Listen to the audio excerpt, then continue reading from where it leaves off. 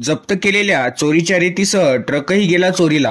पुसद येथील महसूल विभागाने जप्त केलेल्या चोरीच्या अवैध रेतीचा उभा ट्रक अज्ञात चोरट्याने चोरून नेल्याची घटना दिनांक 27 मार्च 2024 चे 11 ते 28 मार्च 2024 ते 1 वाजताच्या दरम्यान घडली।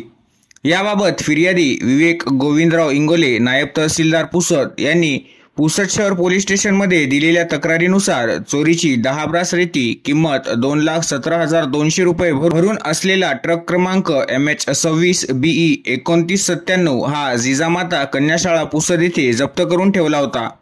मात्र रात्री अज्ञात चोरट्याने हा ट्रक त्यातील रेतीसह चोरून नेल्याचे निदर्शनास आले। त्यावरून अज्ञात चोरट्याविरुद्ध भांडवीचे कलम 379 अन्वये गुन्हा नोंद करण्यात आला आहे।